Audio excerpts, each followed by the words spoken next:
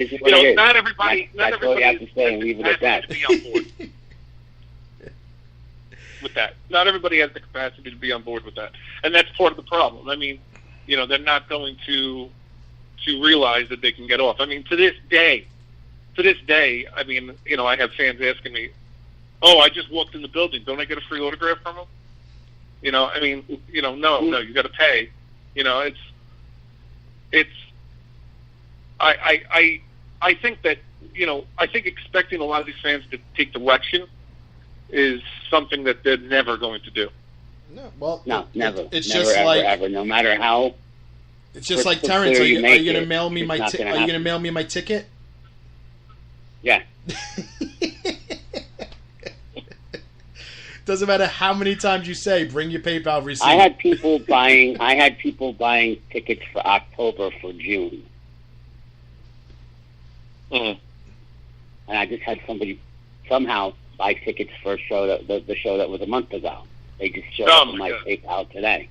I don't know how. I don't know if she's thinking that for the next show or whatever the deal is. Now, Terrence, what do you think of what about the hotel?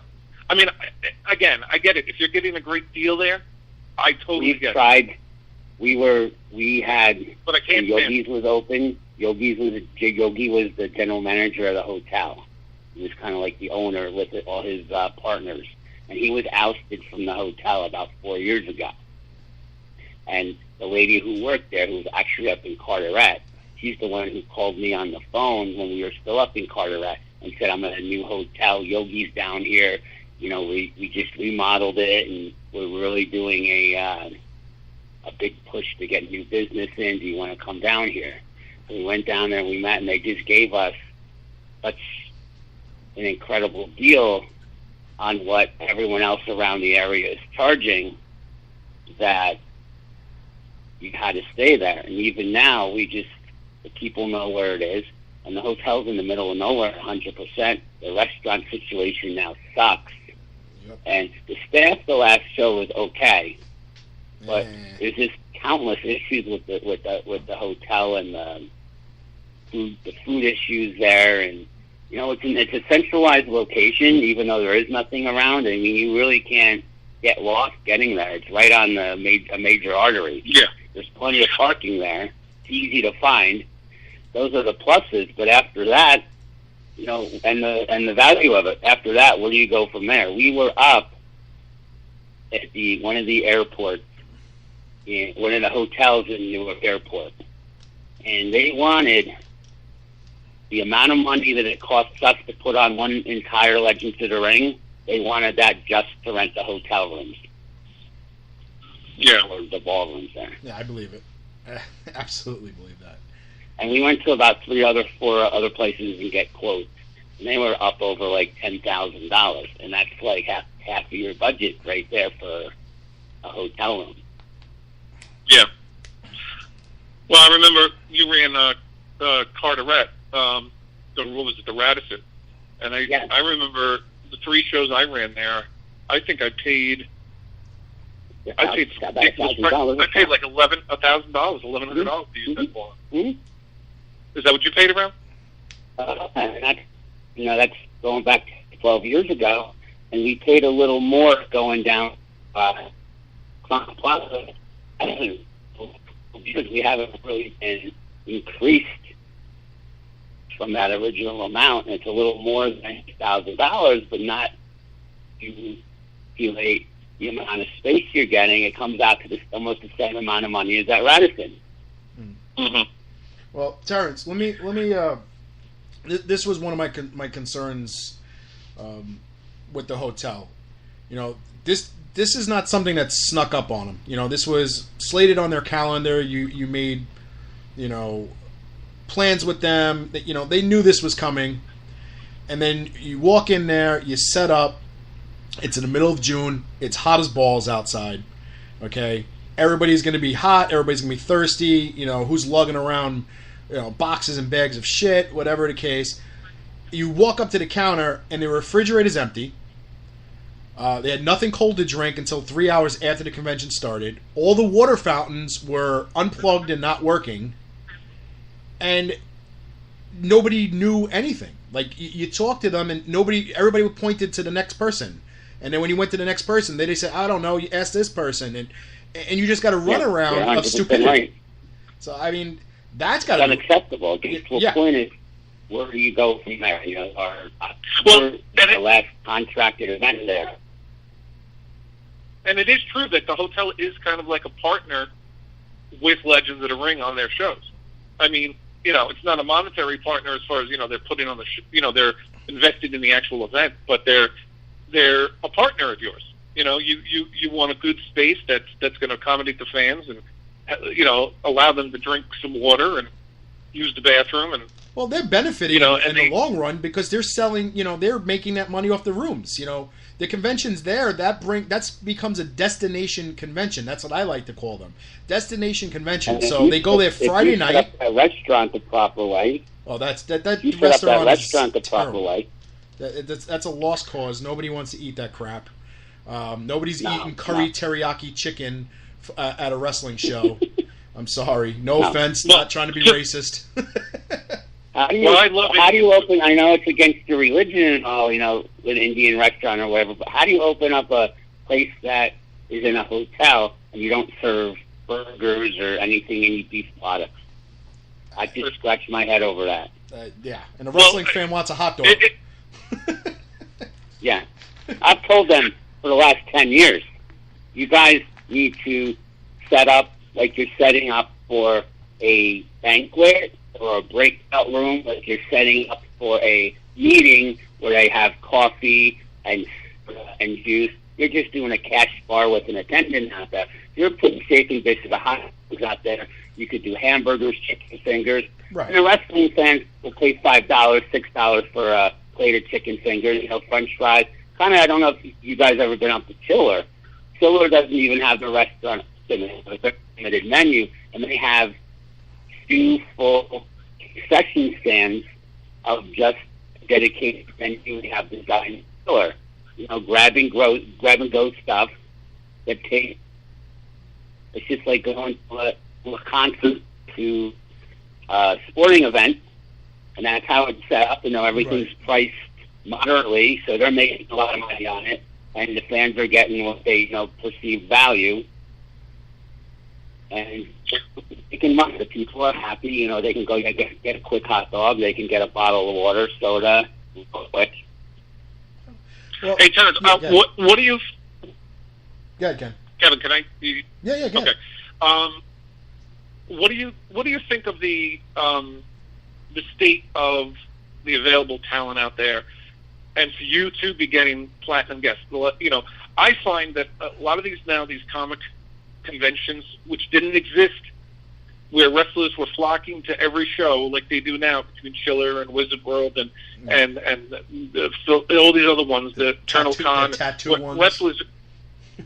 Well, and the wrestlers are going to these things. The big names are going to these things, and a lot of the big name wrestlers don't want to do wrestling conventions. You know, Chris Jericho, I don't think wants to do a wrestling convention. A lot of these big names, he has a price for it, but you know that price you're not gonna.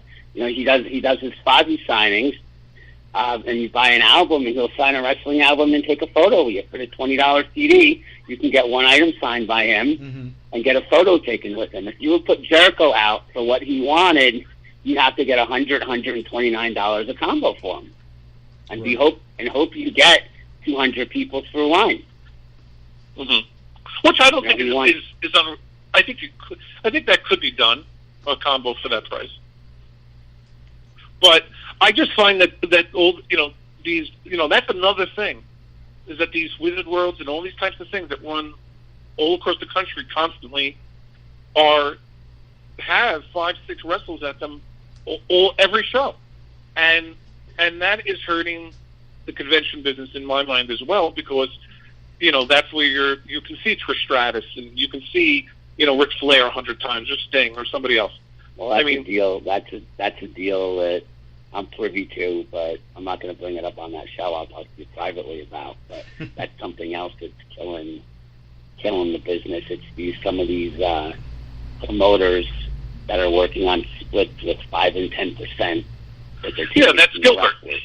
I can use the name. It's Gilbert. Gilbert is Gilbert uses Sting and Ric Flair, and he brings it to the shows, and that's what he does. And he did it at WrestleCon. He's done it at Big Event, I believe.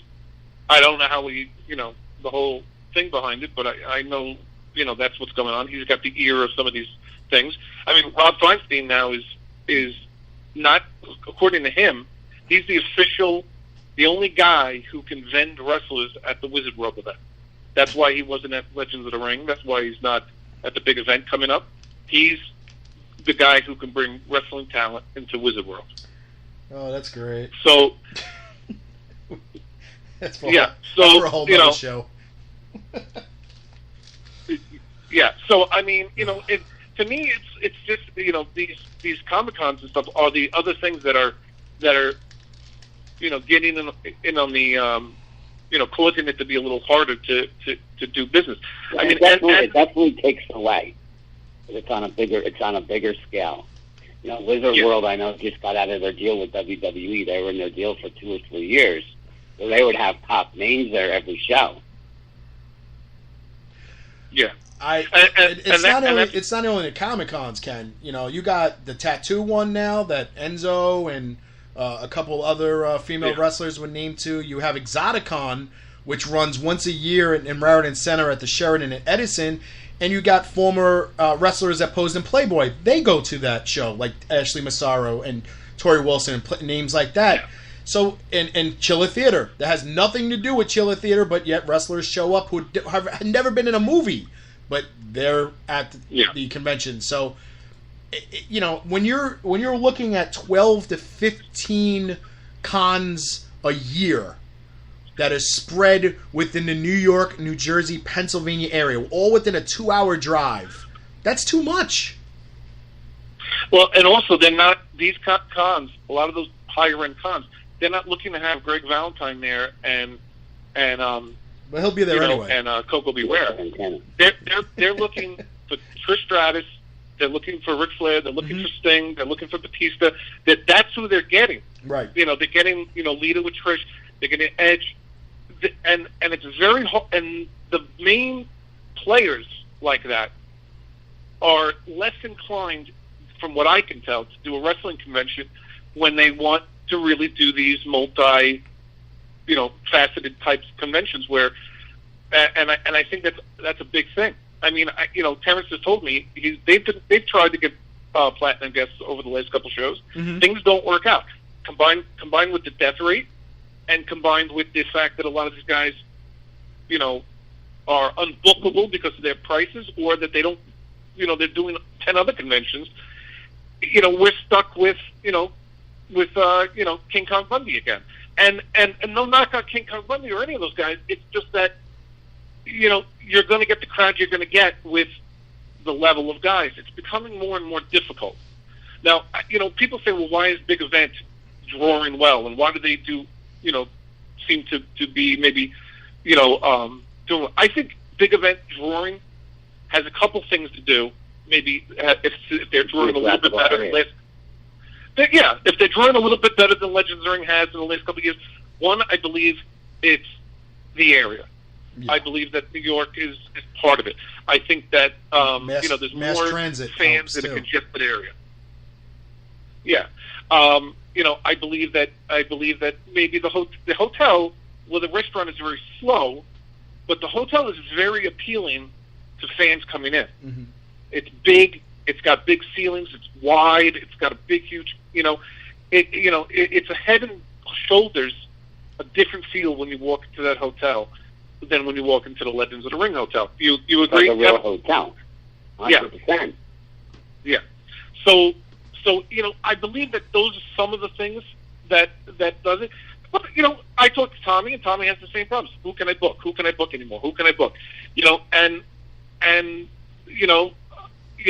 He's had repeats of the same repeats that everybody else has had. Sting and Bret Hart there several times, and this guy another time, and I think what has to happen, I think that, and then the smaller names, like I built our reputation, KNS Promotions, was built on bringing out obscure guys. We were the only guys that brought obscure guys.